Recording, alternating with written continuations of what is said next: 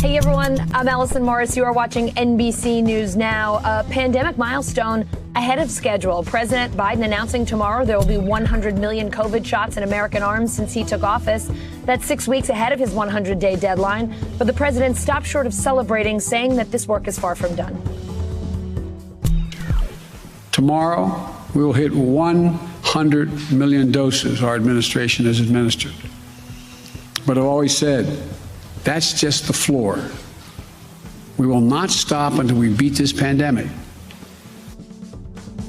Right now, just over 12% of the U.S. is fully vaccinated. The nation's top health officials testifying on Capitol Hill today. Dr. Fauci warning not to let our vaccine enthusiasm keep us from crossing the finish line. I'm concerned that if we pull back in our enthusiasm for the fact that vaccines are rolling out and things look good, if we pull back prematurely, we may trigger another surge, and that would really set us back in all the things that we're trying to do.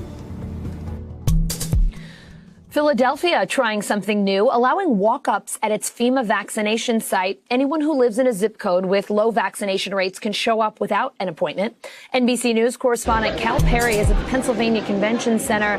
Cal, tell us more about what you're seeing there today. Yeah, so we're seeing a lot of enthusiasm, obviously, by people who really want to get their vaccines. A steady flow of people ever since 6 in the morning. Doors didn't even open until 8 a.m., but there were people in line as early as 6 a.m. Now, as you said, the city is trying to get to what they call underserved communities. They've set aside those 22 zip codes, and probably not a surprise to anybody, these are largely communities of color, and the rates are not the same. They are much below those per capita rates that we are seeing in the rest of the country. So the idea is if you live in one of those zip codes and you already qualify for a vaccine under what Pennsylvania calls 1A and 1B, generally speaking, folks over 65, people who have underlying conditions, or essential workers, and we've seen essential workers in the line, you can come here without an appointment and you will get a vaccine the same day. We're seeing 500 people move through this facility every single hour, 6,000 vaccines every day, 3,000 of them, half of them, set aside for those walk-in folks. Now, FEMA, which runs this facility, is going to run the program until Monday. They are flanked by the Marine Corps, which is probably why you're getting 500 people through every hour. The interest, as you sort of can see, and as you alluded to, has been very high. We're seeing some of these programs roll out in different parts of the country, but Philadelphia certainly seems to be taking the lead in many ways, Allison. Cal, I understand the walk-up vaccinations will be available until Monday. If the city sees that this system is working, will they consider extending this or bringing it back again at another time?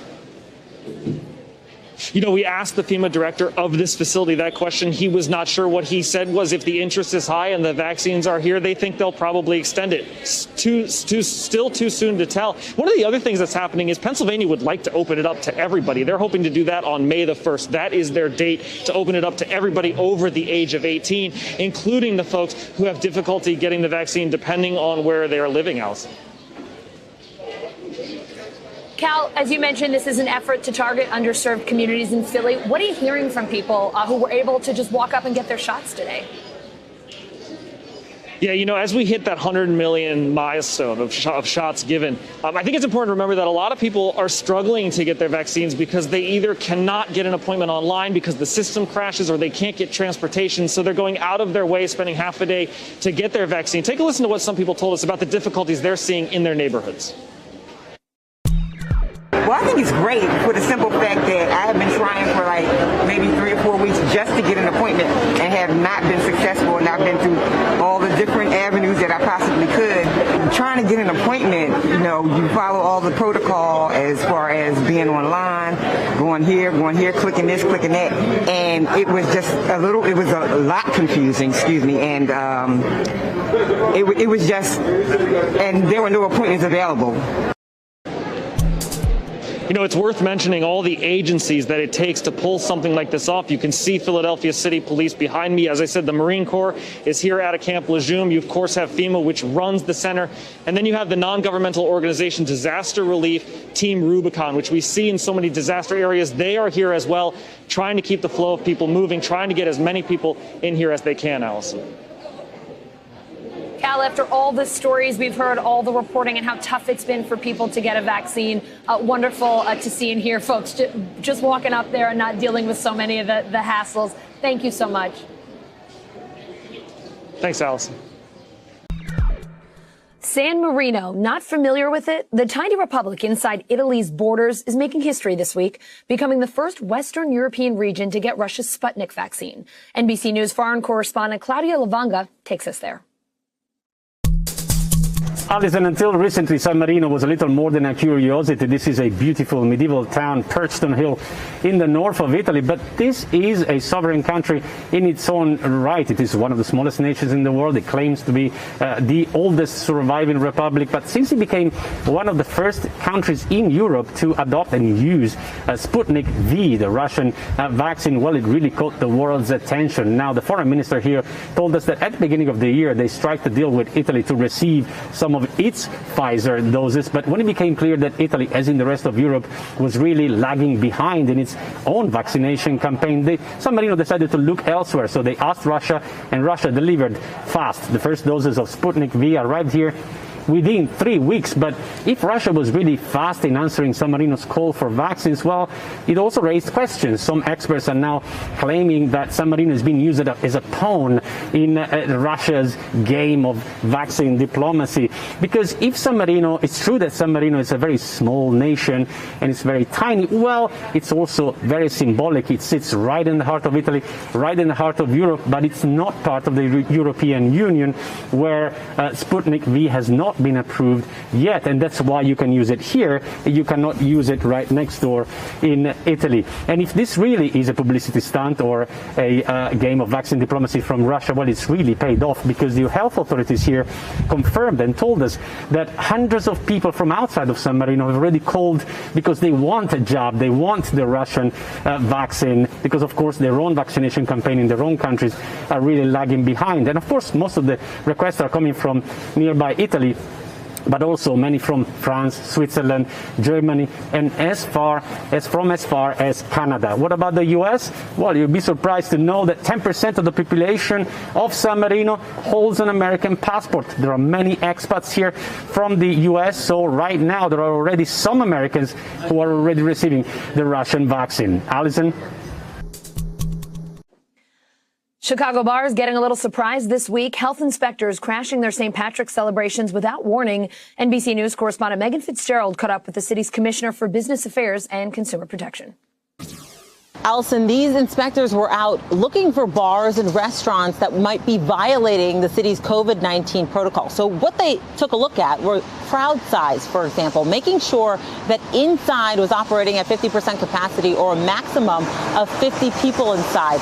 Taking a look at chairs and tables, making sure that they're 6 feet apart from each other, and also that 6 people or less are sitting at those tables. Now, the city, in doing these spontaneous pop-ups, if you will, yesterday cited 3 establishments, and they say that, yes, there is frustration among bar owners, and they understand that, but this is all about safety. Take a listen to what the commissioner had to say. It's a dimmer switch here in Chicago. We're not going to flip the switch. And so we've been very cautious and opening slow. And as we do go through these multiple changes, we have a lot of engagement with the business community. And so we've seen great compliance as a result of that. The city attributes this great compliance, as she says, with inundating these owners with information, making sure that they are on the same page. They understand what the expectations are when those regulations change, if they change, so that they understand what is expected of them. They also are very transparent, and they tell us that they are telling these owners that they will be popping up for these surprise visits. And so far, they say over the last year, they've conducted thousands of these pop-up visits, these surprise visits, and they tell us that only 5% of these establishments have violated these protocols. Allison? Masks aren't theater, they're protection. Check out this fire exchange between Dr. Anthony Fauci and Senator Rand Paul on Capitol Hill today. Tell them they can quit wearing their mask after they get the vaccine. You want people to get the vaccine? Give them a reward instead of telling them that the nanny state's going to be there for 3 more years and you got to wear a mask forever. People don't want to hear it. There's no science behind it. Well, let me just state for the record that masks are not theater. Masks are protective, and we have immunity there, theater. If you already have immunity, you're wearing a mask to give comfort to others. You're not wearing a mask because of any science. I totally disagree with you. Joining me now, Dr. Ali Raja, Executive Vice Chairman for Massachusetts General Hospital Emergency Medicine Department. Dr. Raja, it's great to see you. Senator Paul also brought up COVID reinfections. We know they're rare, but that they are more common for people over age 65, according to research from the Lancet Journal. What do we know? What else about COVID reinfections?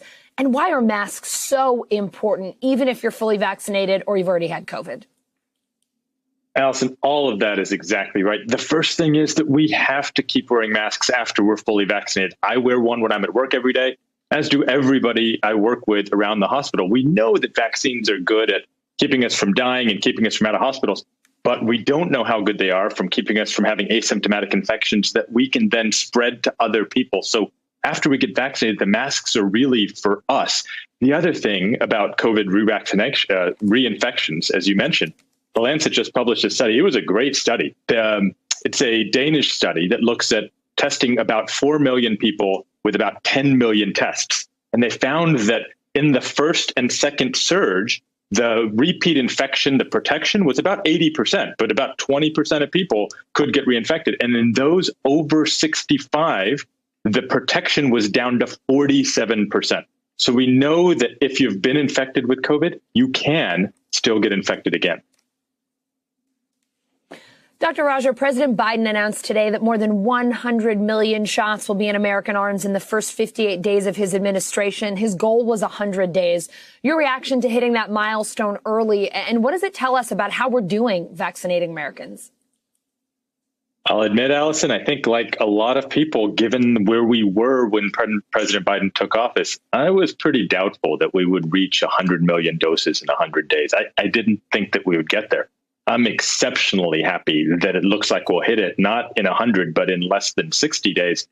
But as you showed in the clip earlier, we've got a lot of work to do, especially in our communities of color. We need to try harder to get the vaccines out to them so that we can get everybody, not just those for whom it's easy, get vaccinated.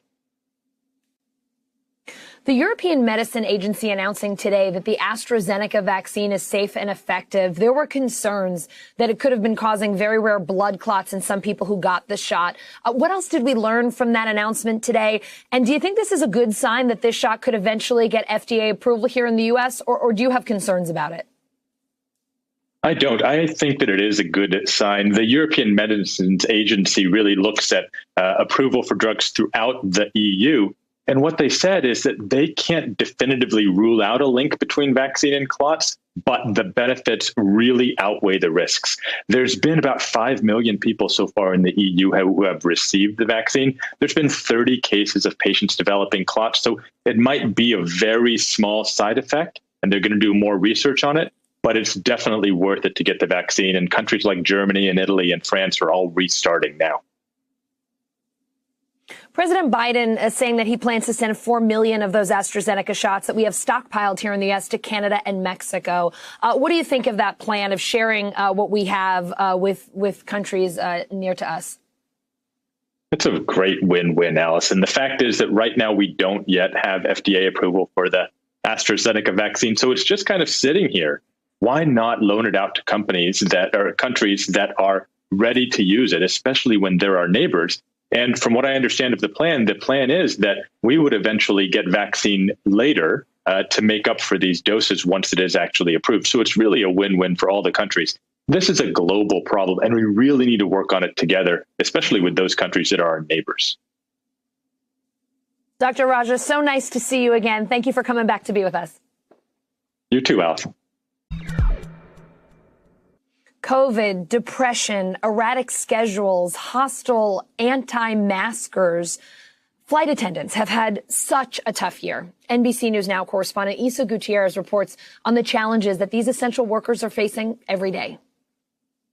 I think people look at us and think that we're just flight attendants popping Coke cans at 30,000 feet, but we're not. You know, we're parents, we're siblings, and we're just trying to do our best to provide for our families and provide for ourselves. When Brittany Riley trained to be a flight attendant almost 10 years ago, she knew the job would be tough. But nothing could have prepared her for what she's experienced on and off the job this last year.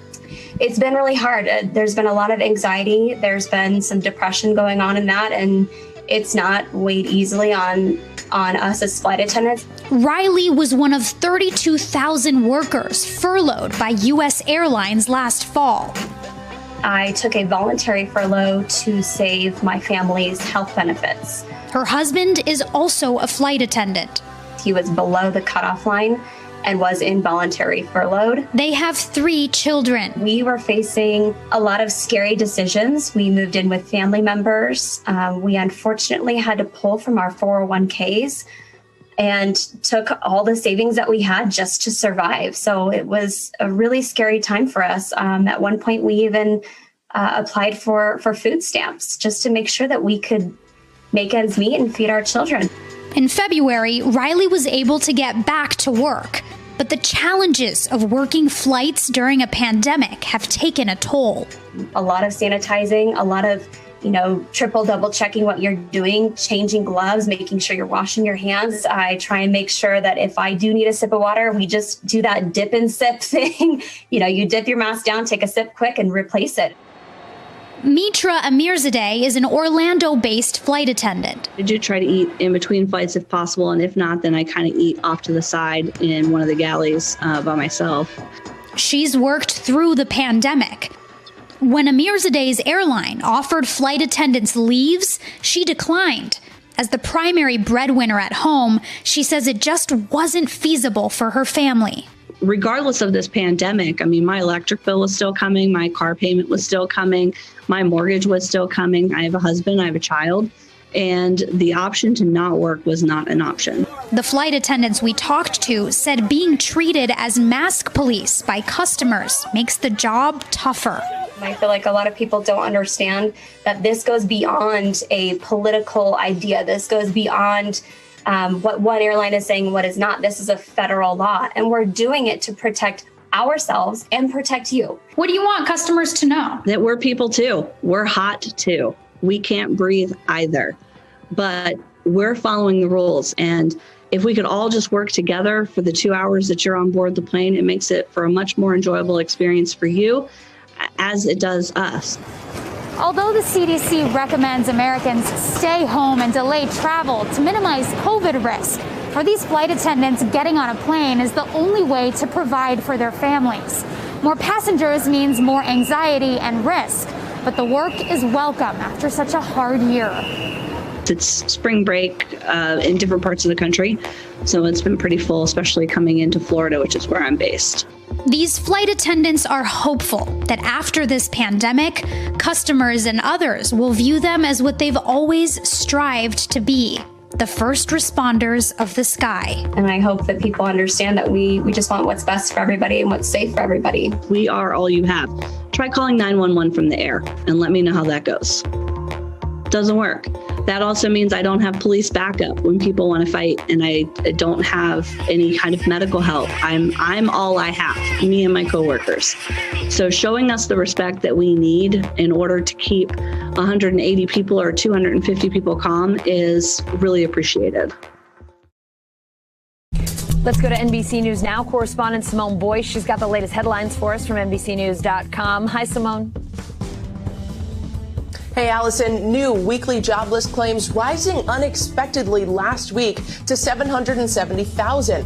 The increase comes despite easing COVID restrictions, a sign that layoffs are still high, even as our economy recovers. Oil prices, on the other hand, fell for the 5th day in a row, due in part to a stronger dollar and worries over rising COVID cases over in Europe. Well, 3 massage therapists are suing Houston Texans quarterback Deshaun Watson for alleged sexual misconduct. All 3 are independent contractors who say they were contacted by the football player on Instagram. Now, Watson has denied the allegations. The Houston Texans, however, could not be reached for comment. Well, Peloton CEO John Foley asking owners of the Peloton treadmill to check safety warnings. According to the CEO, a young child died in an accident involving the treadmill.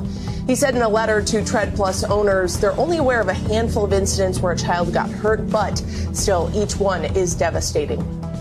Well, a strange 148-foot object visiting our galaxy has scientists scratching their heads. The Oumuamua interstellar object is likely a leftover piece of a Pluto-like world. Now, it appears to be made of frozen nitrogen and kind of looks like a cosmic cookie, according to Arizona State University astronomers. But other experts say it looks more artificial than natural.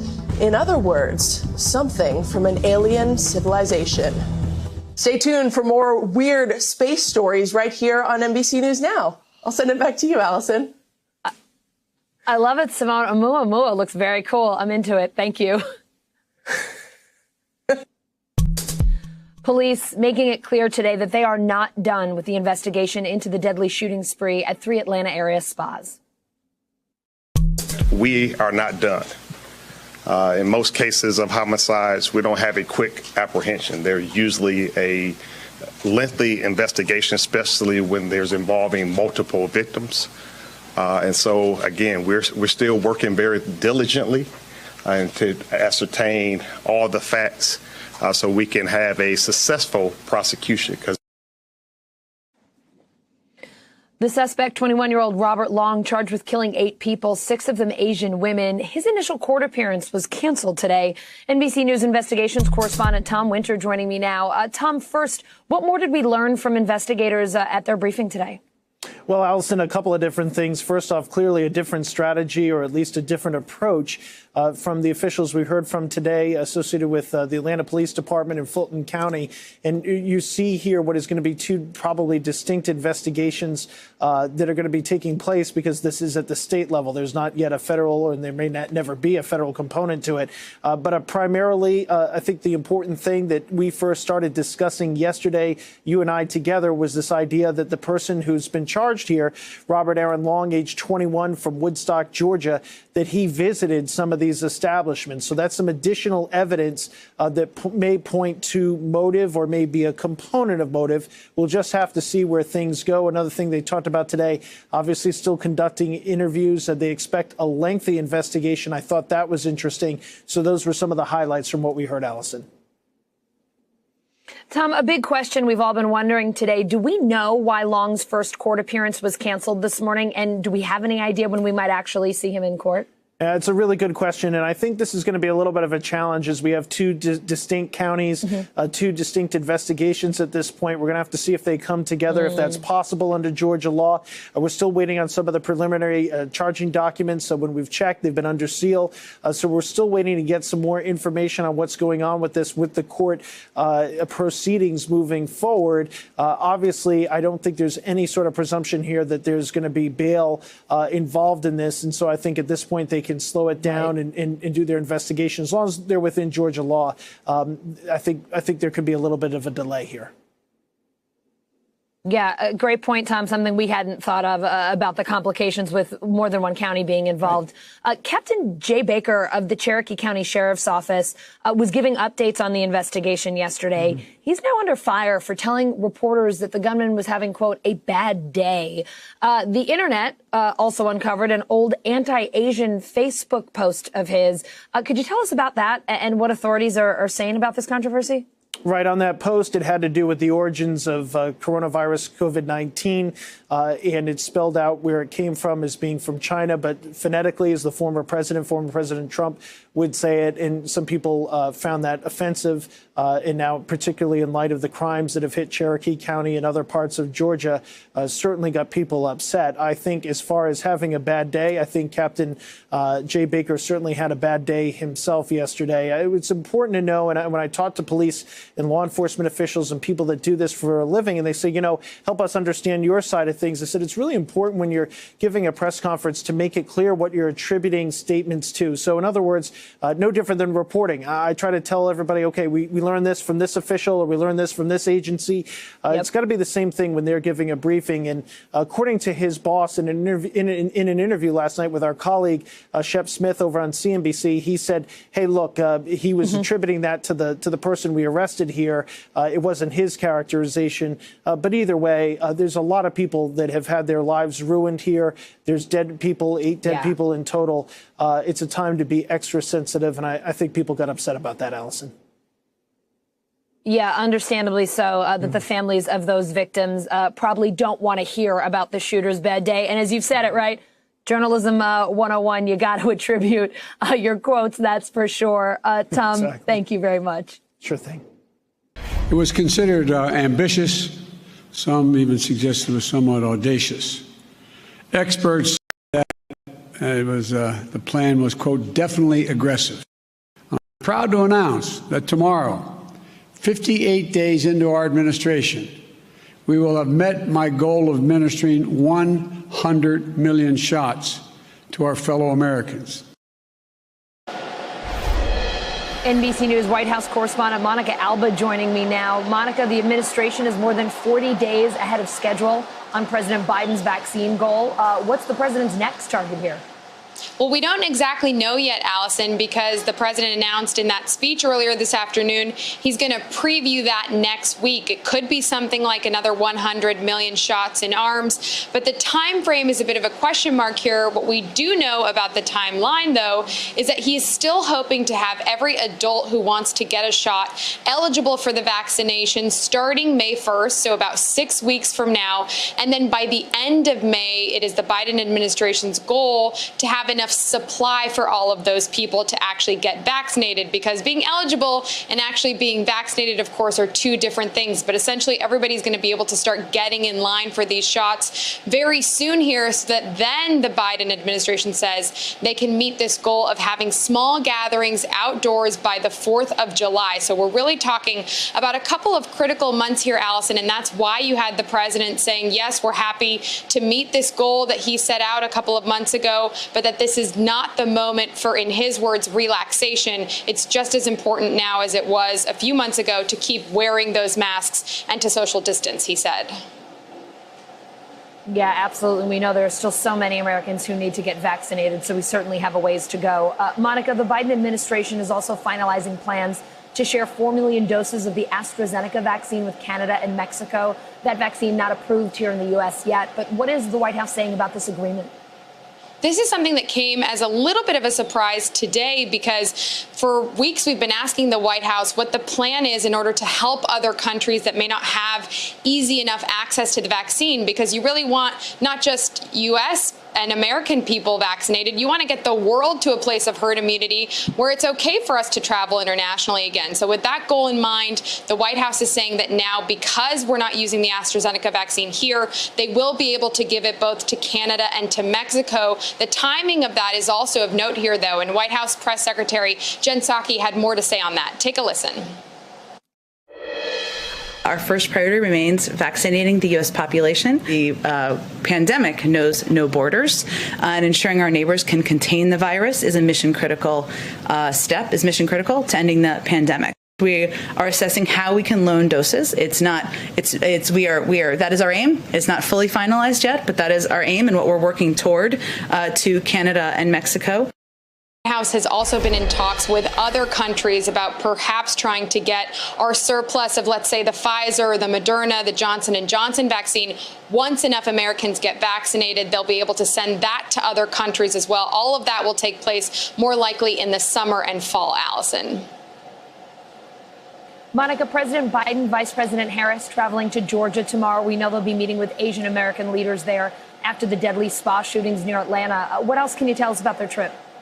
And originally, this was supposed to be an opportunity, the first domestic travel for the president and vice president together, to tout the American Rescue Plan. They were going to talk about that COVID relief package, try to explain what was in it. And the destination was really by design, Atlanta, Georgia, a place that was so critical for them because of those two democratically elected senators who were really instrumental in getting that piece of legislation passed. Of course, after the shootings happened, they really stepped back and decided this is not the moment for any kind of a political visit. So they are putting that on hold, and instead they're taking the opportunity to go to the region, meet with leaders on the ground, of course, extend their condolences to the grieving community, and then speak at large also to Asian Americans who really were just so hurt by what they saw and felt targeted, even though there are still many questions about the exact motive of this particular person who has been arrested and charged with killing these migrants, women, some of whom are of Asian descent. They're going to acknowledge the complexity of all of that tomorrow on the ground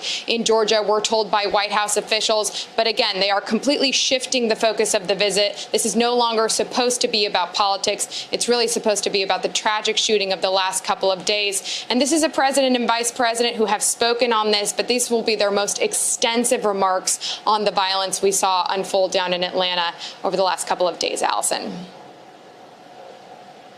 A different visit, but undoubtedly a very important one. Monica, thank you so much. Thanks. A pathway to citizenship for dreamers and new protections for farm workers. The House set to vote on 2 immigration bills today. NBC News Capitol Hill correspondent Garrett Hake joining me now. Garrett, where are those House votes today? And tell us, what are Senate Democrats doing to try and win over Republicans on immigration before those bills potentially head their way? I know this is a tough time to find any common ground at all on immigration, with both parties pointing fingers at each other over the situation at the southern border. Immigration has been a political third rail for as long as I've covered politics. It has always been a difficult issue to address, and now even more so. The House votes are ongoing. They've been delayed. They're actually just now voting on the first one of those bills, this one about farm workers getting a path to legal status. Both of these bills should pass the House, and at least if things follow the example of 2019 when these bills were first voted on, they should get bipartisan support. But their fate in the Senate is in real trouble. Remember, these bills were broken off of the comprehensive Biden immigration plan because the thinking was that they would be more popular and more likely to get passed on their own. But even today, Senate Democrats have been kind of throwing cold water on the possibility that these bills could see the light of day anytime soon. They said they might get hearings in the Judiciary Committee, perhaps in April. I heard one senior Democrat in the Senate say, maybe these do get folded back into a comprehensive bill later on. There's no real positive sign of these bills moving once they get to the Senate, Allison. Garrett, separately today, Dr. Fauci, Senator Rand Paul were sparring again at a Senate hearing on the COVID-19 response. I'd like to play part of their exchange. What studies do you have that people that have had the vaccine or have had the infection are spreading the infection? If we're not spreading the infection, isn't it just theater? No, it's not. The vaccine and you're wearing 2 masks. Isn't that theater? No, that's not. Here we go again with the theater. Let's get down to the facts. Garrett, what was the rest of that hearing like today? Yeah, the Fauci versus Paul exchanges have become a recurring theme when Dr. Fauci comes up on the Hill. Paul, in particular, is someone who's had COVID before, doesn't wear a mask around the Hill, doesn't believe he needs to, has said he hasn't been vaccinated. So they've got their own issues between the two of them. Beyond that, it was actually a fairly substantive hearing, a lot of discussion about reopening schools, which is a particular focus of this committee, and the possibility that the CDC might lock in that 3 feet of space as opposed to 6 feet of space guidance. There was also some questions about changing the CDC guidance on travel, which is another big question, particularly for vaccinated people in the spring break season coming up on summer. Folks want to be able to continue their travel. The CDC director, who's also part of this hearing, said that new guidance is coming. So a fairly substantive hearing beyond the now expected fireworks between Paul and Fauci. Garrett, progressive Democrats unveiled a $500 billion green jobs and infrastructure plan today. Could you tell us what's in that proposal and if it has any legs in Congress? This is a massive proposal meant to incentivize public projects primarily to be greener. So giving money to states and localities to electrify their public transportation system, to build electric car charging stations, to essentially do whatever they can to incentivize governments, particularly in places that are less financially well off, to spend money on these kinds of green projects. This felt like progressives trying to get out in front of the Biden plan on infrastructure, which is expected to be, developed soon here. A chance to leave kind of an opening offer here of what progressives would like to see. On its own, it probably doesn't go anywhere, but could these ideas be influential? Absolutely. All right, Garrett Hake on Capitol Hill. Thank you. You bet. How is the surge of migrants crossing into the U.S. and the politicking over immigration affecting cities on our southern border? NBC News Now correspondent Dasha Burns is in McAllen, Texas, to show us. Hey, Allison, we've been here for the last several days, and what we've been seeing here is Customs and Border Protection has been bringing buses full of migrant families and releasing them right here, just across the street from me, here in McAllen. Most of them take shelter with some of the local charities here before heading off to another destination in the U.S. Now, the Biden administration has said there has not been a significant policy shift, but what we're hearing here is that there has been a significant reality shift for those on the ground. They are seeing an increase in the number of migrant families who are coming in. My colleague Julia Ainsley just got new data from Customs and Border Protection that showed that nearly 60% of families arriving at the southern border were allowed to stay in the month of February. Compare that to just 38% in January. Now, what we're learning from the folks we've been speaking to here, Sister Norma of Catholic Charities, who's been working with migrants for a long time, and the mayor of McAllen, is that around the time that Joe Biden was inaugurated, Mexico stopped allowing the U.S. to expel families with children under the age of 6 into their country, which means right now migrant families with kids under 6 years old are being allowed to stay in the United States. Now, Homeland Security Secretary Mayorkas did mention this in a comment, in a statement he released earlier this week. He said Mexico's limited capacity has strained our resources, including in the Rio Grande Valley area of Texas.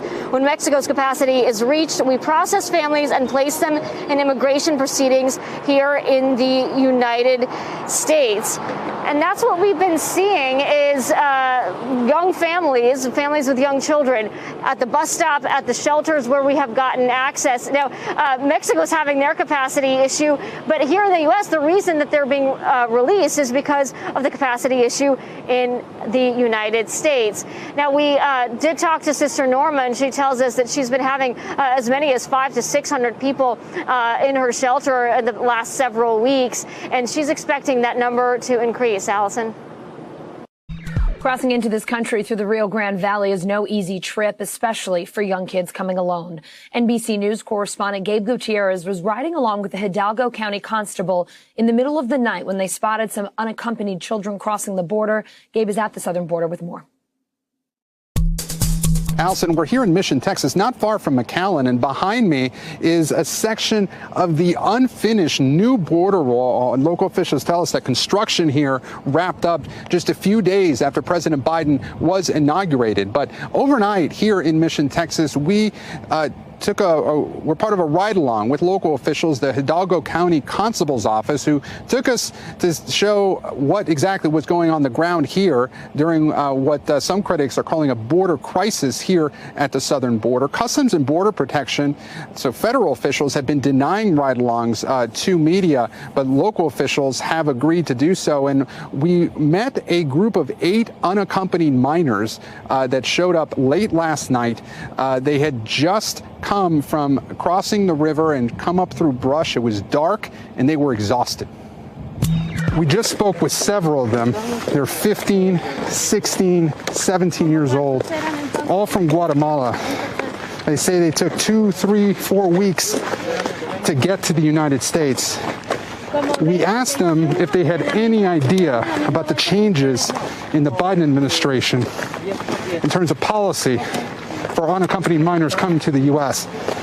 They said they had no idea. They said that they were coming to the United States because they wanted a better life for themselves, and it was too dangerous in Guatemala.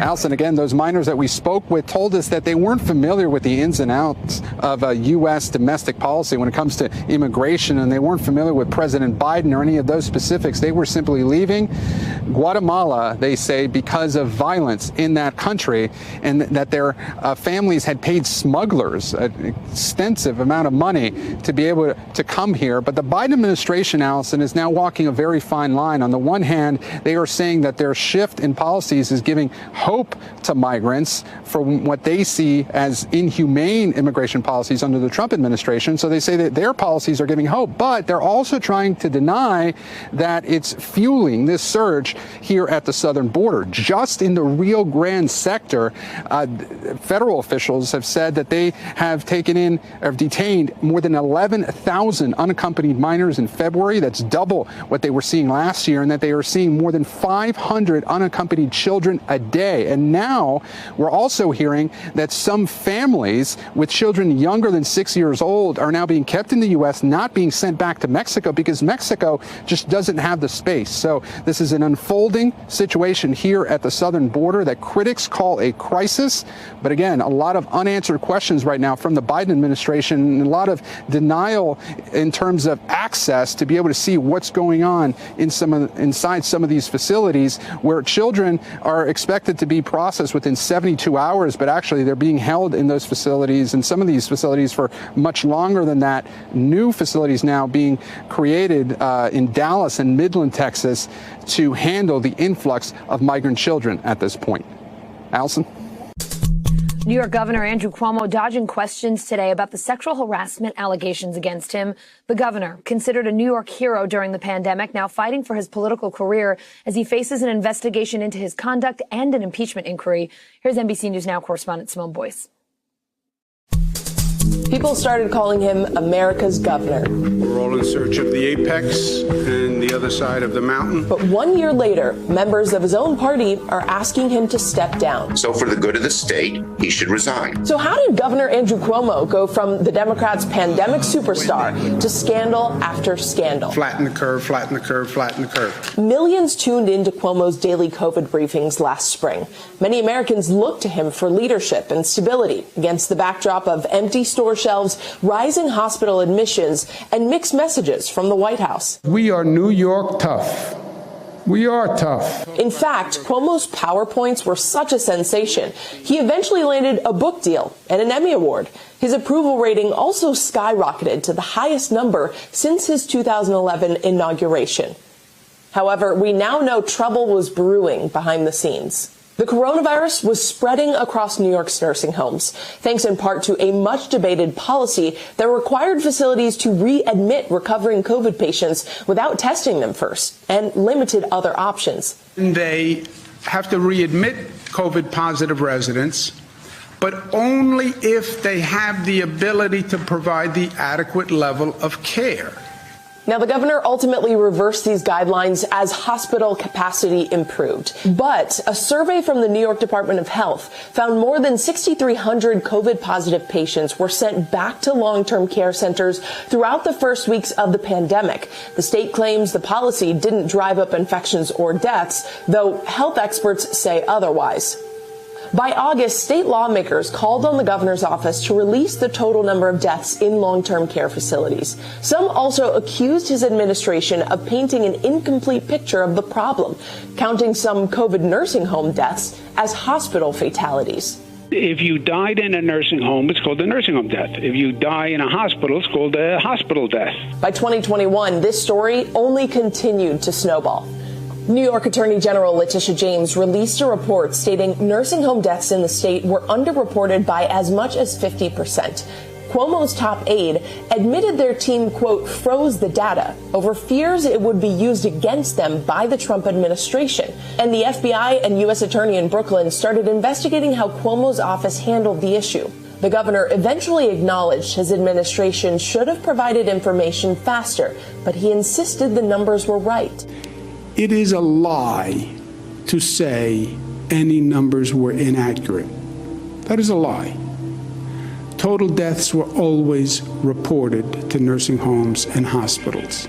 The drama quickly spilled into the legislature. One Democratic assemblyman said the governor threatened him for being outspoken about the nursing home controversy. And he spent 10 minutes berating me, yelling at me, threatening me and my career, my livelihood. A senior aide to the governor says Cuomo never made those threats, though other Democrats said they weren't surprised by the reports. This is who the governor has always been. He has been a bully. That's classic Andrew Cuomo. A lot of people in New York State have received those phone calls. However, this controversy would become overshadowed by yet another scandal. Hits just keep coming for Governor Cuomo. A former aide of his is accusing him of sexually harassing her, including unwanted kissing and touching while she worked in his administration. All eyes suddenly turned to Lindsay Boylan, an aide who worked for Cuomo from 2015 to 2018. In a December tweet thread, she accused the governor of sexually harassing her for years. And in February, she published specific details in a post on Medium, accusing Cuomo of kissing her on the lips and touching her lower back, arms, and legs. Cuomo's office rejected Boylan's account, but the allegations kept coming.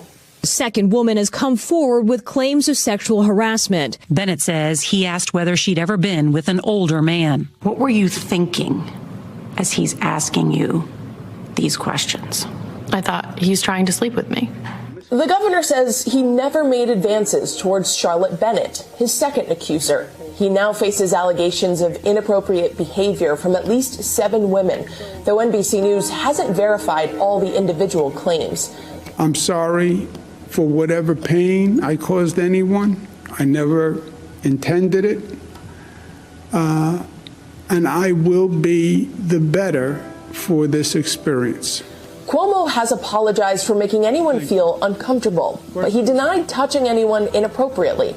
He also says he won't step down, despite almost all of New York's Democrat congressional delegation calling for him to resign. People know the difference between playing politics, bowing to cancel culture, and the truth. So where do these allegations leave Cuomo? Attorney General James opened up another investigation, and the state assembly authorized an impeachment inquiry. But as of right now, New York voters will have the final say in his political future when he's up for re-election for what would be a 4th term in November of 2022. Their volunteers were sent home a year ago because of the pandemic. Now the Peace Corps is trying to figure out its future. NBC News Now correspondent Maura Barrett spoke with 3 of those volunteers about the challenges ahead. It was very strange to come back to a world that I had not known before and that no one really knew. I would say the first month was a whirlwind. I was a bit of shock, so it took me a long time to readjust. A year ago, Emily, Katie, and Kiana were 3 of 7,000 Peace Corps volunteers evacuated from 60 countries due to the pandemic. I keep getting, we miss you, your house is still here, when are you coming back? We don't know the future of Peace Corps and when new volunteers will set foot on the ground. This month, the organization's celebrating 60 years of service without any volunteers abroad. So when that evacuation happened, I was very worried about the organizations as a whole. Maybe there'll be no more Peace Corps ever again. But the Peace Corps is working to plan a path forward. Every single country that was evacuated wants us back. We've all suffered because of the global pandemic, and there is a major need throughout the world to be able to respond. This is a problem that we all need to solve together. The next steps, though, won't come without roadblocks, as volunteers reflect on their role abroad and how America is represented on the international stage. In this rise of nationalism and US first and all this crazy stuff, COVID is #1 example of how a nation, everything's connected. I mean, what is happening on the other side of the world affects what is happening in the U.S. I know during that time when I went there, a lot of the school shootings was all over the news in America. And so I guess when the Peace Corps opens up and Americans come back, I feel like there will be a new set of curiosity about the American life and the American dream. I'm not sure how much of a dent Peace Corps makes in advancing the economic or education or health well-being of the country that we're in. The biggest benefit of Peace Corps is that sort of quote soft diplomatic power that we bring of being ambassadors for our country, but also a cultural exchange. The acting director of the Peace Corps acknowledging the challenges volunteers will face and her argument to maintain the organization. I think we need to re-enter with a great deal of humility and a great deal of partnership. And that is so fundamental to what Peace Corps does. While the timeline to re-enter service countries is still unknown, it's the questions of how and who that volunteers are concerned with. When I started as a Peace Corps volunteer, one of the things that my uncle told me was that why would you join Peace Corps volunteers? That is something for rich white people. That's not something for, lower income families, especially people of color. And this is a great opportunity for Peace Corps to rebrand themselves. Peace Corps notes its minority participation has grown to 34%, but that they're absolutely not done with the growth, as volunteers call for equity across economic, religious, and educational backgrounds. They're also adding new reimbursement plans for mandatory medical clearances. Some returned volunteers going a step further with their grievances, calling for the abolition of the organization through the group Decolonizing Peace Corps. The conclusion that I've come to is that Peace Corps will acknowledge the privileges that volunteers have, but does absolutely nothing about the root problems that cause volunteers to have the privilege in the first place. A lot of people who counter decolonizing Peace Corps, they're like, look at these reforms. They're talking about recruiting from HBCUs and, increasing the pipeline. And we are, 3 Black women sitting here saying, no, that's more about how it benefits we, the Americans. And that's the issue. The Peace Corps responding to the group's claims. What I'm very proud of with Peace Corps is we only go into countries where we're invited.